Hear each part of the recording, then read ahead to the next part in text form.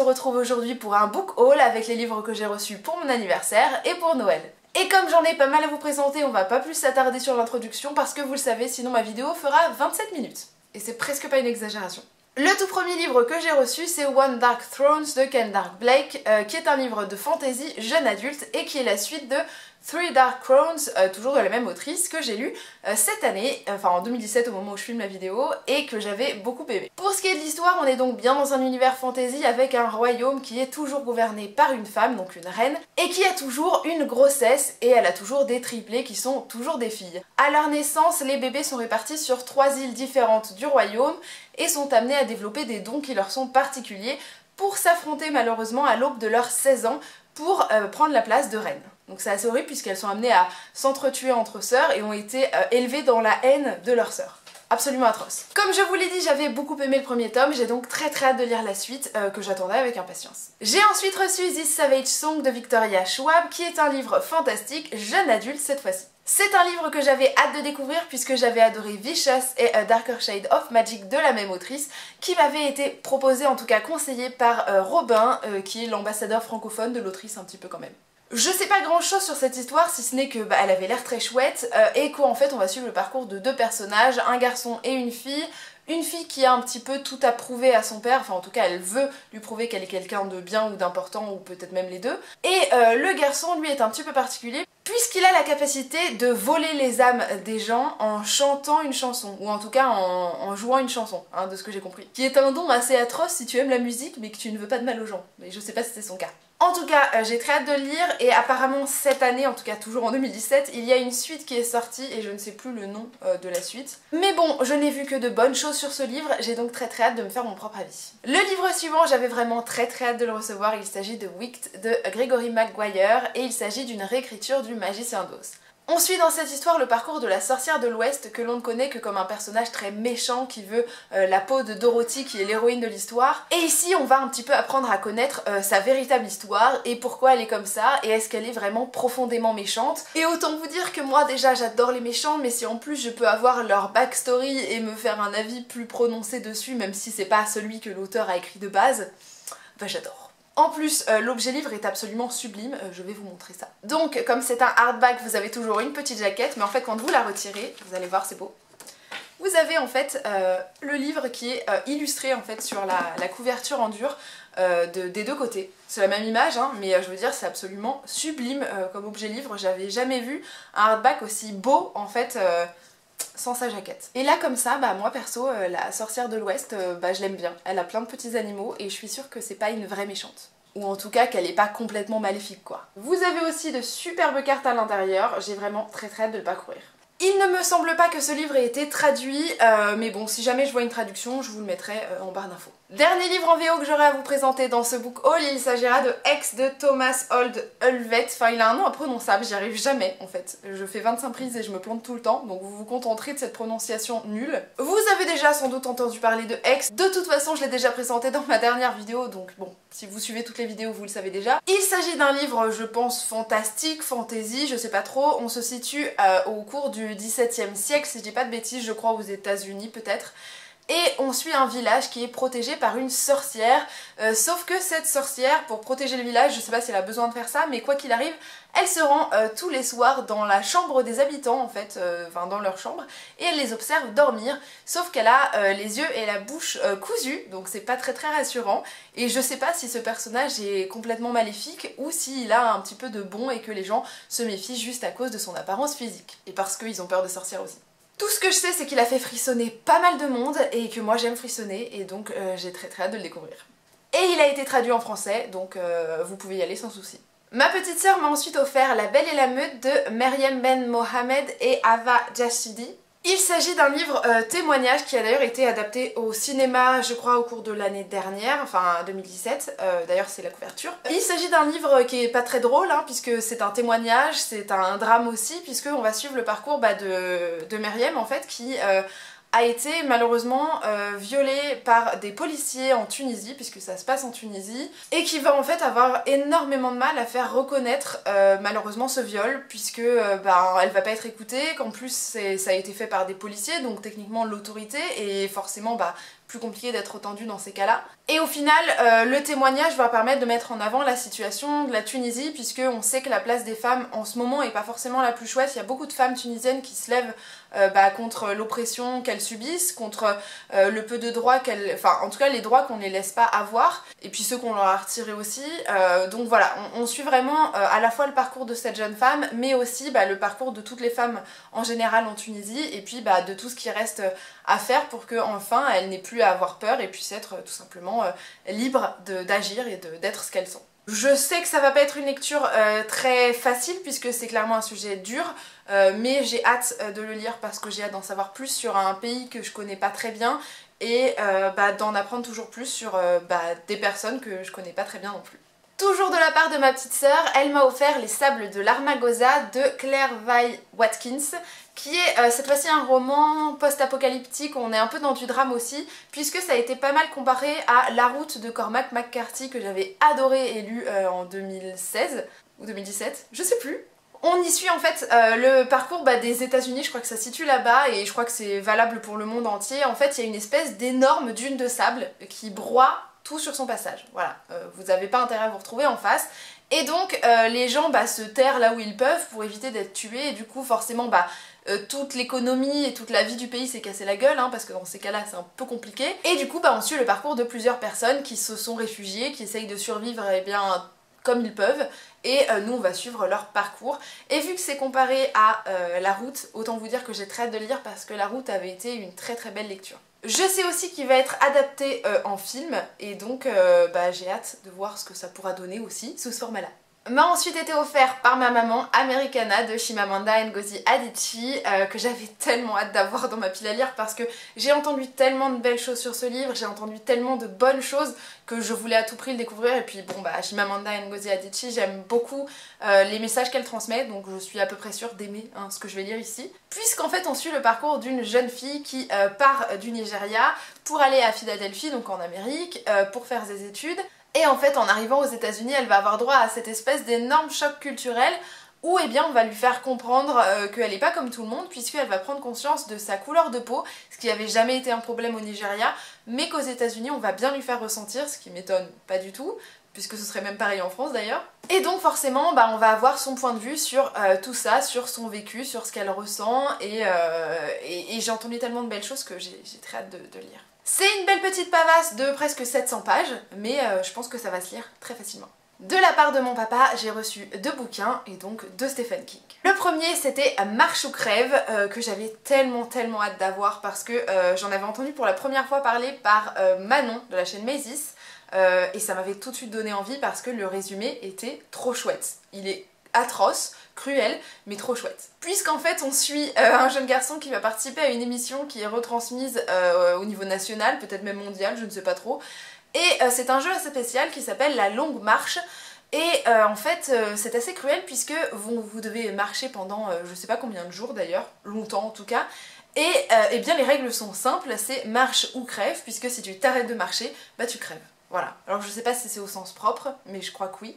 Et c'est pour ça que j'ai envie de le lire. On dirait des Hunger Games marathoniens et horribles. Bref, j'ai hâte de le lire et de vous en donner des nouvelles. J'ai aussi eu Cimetière, toujours de Stephen King, dont je ne sais quasiment rien de l'histoire. Tout ce qu'on m'a dit, c'était qu'il fallait absolument que je le lise puisqu'il allait me plaire et qu'il fallait que je le découvre. Donc je veux pas en savoir plus. Si jamais vous l'avez aimé, n'hésitez pas à me le dire, mais ne me dites pas ce que ça raconte. Je me doute qu'il va y avoir une histoire de zombies ou de fantômes parce qu'à un cimetière, voilà, moi tout de suite je pense aux zombies. Mais bon, vu que vraiment je commence à faire totalement confiance à l'écriture de Stephen King parce que j'accroche à tous ces univers, je me fais pas trop de soucis. Vous vous doutez bien qu'on est dans un roman d'horreur, hein. Je me suis pas sentie obligée de le préciser. Et ensuite, grâce à ma chère petite Guimauve de la chaîne Les Terriers de Guimauve, j'ai reçu 2 livres absolument parfaits. Le premier, c'est Ce stage était vraiment mortel de Fabien Clavel, chez Scrineo en fait, parce qu'on l'avait repéré là-bas à Montreuil quand on y était. Et il nous avait tout de suite tapé dans l'œil à toutes les deux parce que ça ressemblait un peu au chair de poule parce que clairement je pense qu'il est adressé à un public assez jeune, hein, c'est écrit assez gros, ça ressemble à un chair de poule. Et on aime bien lire ce genre de petits trucs un petit peu effrayants. Et on s'était dit tiens pourquoi pas le découvrir en même temps. Et elle est trop mignonne parce que du coup elle me l'a offert pour Noël et je trouve ça trop gentil. Pour ce qui est de l'histoire, on suit une jeune fille, je crois, qui arrive dans son premier stage dans une grande boîte prestigieuse, enfin bref, elle est trop contente. Et bon bah ça se passe pas tout à fait comme prévu parce que ses collègues, les autres stagiaires sont un petit peu cons, hein, elle les aime pas trop. Et surtout, elle va découvrir une tête dans la photocopieuse. Et là forcément, bah le stage commence mal, hein. Autant vous dire que ça m'a appâté direct. Donc j'ai très hâte de le découvrir. J'ai ensuite eu droit à ce magnifique livre qui s'appelle The Sleeper and the Spindle de Neil Gaiman, qui est en fait là encore une réécriture de conte puisque on va suivre la Belle au bois dormant qui est endormie, hein, elle a succombé au maléfice et eh bien elle doit se faire libérer de ce maléfice, sauf que ce sera pas le prince qui va venir l'aider puisque on va suivre en parallèle l'histoire d'une autre célèbre figure des contes qui va peut-être avoir son rôle à jouer là-dedans, et je vous en dis pas trop parce qu'on sait jamais, comme ça vous aurez la surprise.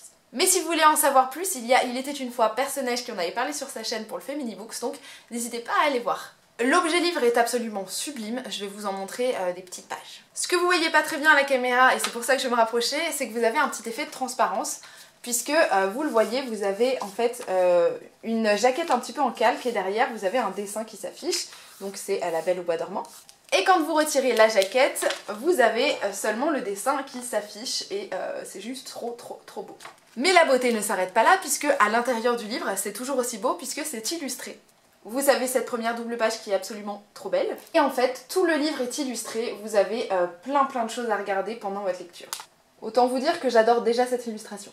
Et là vous avez La Belle au bois dormant. Enfin bref, ce livre est une pure beauté et je me sens très chanceuse de l'avoir et de pouvoir enfin le découvrir. Donc merci encore Guimauve. Le livre suivant va vous paraître peut-être improbable parce que techniquement je suis trop vieille pour ce livre-là, mais bon peu importe. Il s'agit de Les Règles, quelle aventure de Élise Thiebaud et illustré en fait par Myrion Mal.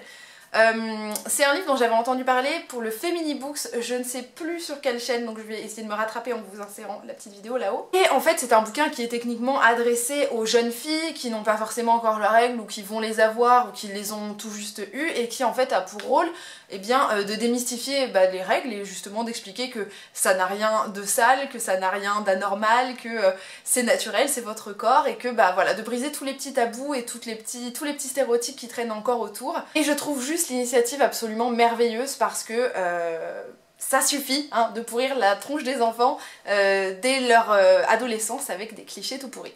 On vous parle donc des superstitions autour des règles, du rapport atrocement conflictuel entre les règles et la religion, et j'adore cette illustration, elle est absolument géniale, ou encore des tabous qui existent toujours sur les règles. Et vous avez aussi cette illustration que je trouve top à la fin du livre. Bref, j'ai très hâte de le lire et puis surtout de le transmettre plus tard, peut-être à ma fille si j'en ai une, et puis on verra bien. Ma petite sœur, encore elle, m'a offert un super livre qui est Les Sentiments du Prince Charles de Liv Stromkist, que j'avais d'ailleurs vu passer sur la chaîne de Little Zombie, aussi pour le Femini Books, donc pareil, n'hésitez pas à aller voir la petite vidéo. Ma sœur n'était absolument pas au courant du fait que ce livre m'intéressait grâce à la vidéo de Little Zombie, mais elle a tapé juste en me l'offrant, donc c'est parfait. C'est ici une BD, hein, puisque vous avez plein de petites planches, et qui traite en fait sur l'image de l'amour, des sentiments et du sentiment amoureux en fait tout court, qui est représenté, il me semble, hein, dans les médias, et qui est parfois glorifié, qui est parfois jugé comme obligatoire, enfin bref, toute cette image et ces stéréotypes parfois complètement opposés autour du sentiment amoureux et de ce qu'il est censé représenter ou de ce qu'il est censé être. Bref, je vous dis des choses pas forcément très sensées ou cohérentes, mais tout ce que je peux vous dire c'est que j'ai très hâte de le découvrir. Sans surprise aucune, j'ai reçu Libre, manifeste pour s'affranchir des dictates sexuels d'Ovidie et Digli, enfin illustré par Digli. Je dis sans surprise parce que même si j'avais pas dit qu'il m'intéressait, je pense que dans mon entourage je l'aurais tout de même reçu et donc j'étais très hâte de l'avoir. Vous en avez déjà certainement entendu parler de partout, mais il s'agit en fait d'un essai globalement qui est illustré avec des petites planches de BD, des petites illustrations au fur et à mesure du texte, et qui vous parle des dictates qui entourent la sexualité. Donc on va autant vous parler de poils, parce que les poils c'est sale, hein, évidemment, hein, très logique. Mais on vous parle aussi des règles, hein, pour y revenir. Mais on va aussi vous parler de relations BDSM, de relations homosexuelles, de relations à plusieurs. On vous parle de plein de sujets en fait qui entourent la sexualité, ou comme le fait d'être obligé d'avoir des relations sexuelles pour maintenir son couple à flot. Bref, vous avez tous ces dictats, tous ces stéréotypes en fait qui font que vous êtes obligé d'agir comme ceci pour être une personne normale ou avoir une sexualité dite épanouie. Et autant vous dire que j'ai très hâte de voir ce livre et de voir comment on tape dans ces clichés pour leur dire non, vous n'avez pas lieu d'être. J'ai entendu énormément de bien sur ce livre, je l'ai beaucoup vu tourner pendant le Femini Books, autant sur les blogs que sur YouTube, donc autant vous dire que la hâte de le découvrir est énorme. L'album suivant était une petite surprise puisqu'il s'agit de L'Esprit de Lewis de Bertrand Santini et de Lionel Richerand. C'est un album en fait que j'ai découvert à Montreuil parce qu'en fait j'avais acheté L'étrange réveillon des deux mêmes personnes, même auteur, même illustrateur, que je vous avais présenté dans mon dernier book haul. C'est un conte macabre qui m'avait bien tapé dans l'œil et j'ai vu qu'ils avaient fait une autre collaboration pour ce livre-là qui est cette fois-ci adressé à un public adulte, jeune adulte, enfin tout le monde quoi. Et vous avez encore là aussi droit à un espèce de conte macabre puisqu'on va suivre Lewis qui en fait malheureusement pour lui au début de l'histoire va perdre sa maman, donc on suit l'enterrement tout ça. Et en fait je crois qu'il se retire dans un manoir, je sais pas si c'était celui de sa famille, mais en tout cas il y va, et en fait ce manoir est habité par un fantôme, le fantôme d'une jeune femme. Et j'en sais pas plus, je sais juste qu'il va y avoir une interaction entre ces deux personnages. Et j'avais très hâte de découvrir cette histoire, déjà pour le thème, mais aussi pour les illustrations, puisque l'illustrateur en fait m'avait permis de consulter son cahier de recherche. Il y avait énormément de dessins, et beaucoup de dessins en fait qui ont atterri dans cette histoire-là. Et voilà, j'étais tombée tout de suite en fait amoureuse de son style, de sa façon de dessiner, de son coup de crayon. Du coup forcément j'avais très hâte de lire tout ça. La couverture est juste trop belle, il y a tout un tas de détails, enfin c'est un magnifique objet. Et avec la page de garde, vous comprendrez peut-être pourquoi je suis tombée amoureuse de cet univers, parce que autant les couleurs que le coup de crayon, c'est totalement ce que j'aime. Et même le dos du livre est beau. Bref, ce sera lu dans pas très longtemps parce que clairement, il me fait envie. Et là, je vais un peu faire ma meuf en retard puisque moi je vous propose de découvrir Harry Potter illustré, le tome 2. Pas besoin de vous raconter l'histoire, vous la connaissez déjà. Les illustrations, vous le savez, sont absolument sublimes. Voilà, j'ai hâte de le relire sous ce format-là parce que le 2 fait partie de mes livres préférés en fait sur la saga. C'est peut-être parce qu'on parle beaucoup de Serpentard d'ailleurs, je sais pas. Mais en tout cas, j'ai très hâte de le relire. Et ça s'arrête pas là parce que j'ai aussi fait un achat à la toute fin du mois puisque c'était hier au moment où je tourne cette vidéo, et j'ai aussi reçu un livre de la part du livre de poche que je vais vous présenter tout de suite. Le livre que j'ai reçu de la part du livre de poche s'appelle Frankenstein à Bagdad de Ahmed Sadawi. On suit en fait dans cette histoire qui est un petit peu un roman fantastique le parcours de Hadi qui est un chiffonnier et qui va malheureusement suite à un attentat, il va récupérer en fait les restes de corps des victimes en fait de cet attentat qui ont malheureusement explosé, et il va confectionner avec ces restes un espèce de Frankenstein qu'il va surnommer en fait Trucmuche, et ce Frankenstein en fait va s'animer et va écumer les rues de Bagdad pour venger en fait les victimes en fait dont il est constitué. Comme ça peut paraître très bizarre, voire même assez atroce. Sur le coup moi aussi ça m'a fait drôle, mais en fait je pense que tout le but de ce roman là c'est de vous expliquer un petit peu ce qui se passe et ce qui s'est passé, et ce qui se passe toujours d'ailleurs, à Bagdad, et je pense de naviguer un petit peu sur la thématique de l'horreur humaine, de ce que l'homme est capable de faire de bon comme de très mauvais. De parler aussi de l'histoire de ce pays que je connais pas si bien non plus, donc vraiment j'ai très hâte de me plonger dedans. J'avais d'ailleurs commencé à le feuilleter et c'était écrit d'une façon qui me plaisait beaucoup. Donc je remercie beaucoup le livre de poche de me l'avoir envoyé parce que tout simplement la personne qui discute avec moi me connaît finalement, elle connaît mes goûts et elle savait que ça allait me plaire. Et donc je suis très contente de l'avoir. Et le livre suivant, c'est un album un petit peu particulier puisqu'il s'appelle Tu pourrais me remercier de Maria Stoyan. En fait c'est un livre qui recueille pas mal de témoignages qui sont illustrés sous forme de BD et qui en fait ont tous le même point commun puisqu'il s'agit d'histoires d'agressions sexuelles qui ont lieu sur des femmes ou sur des hommes, c'est tout âge, tout sexe, tout type de situation confondue.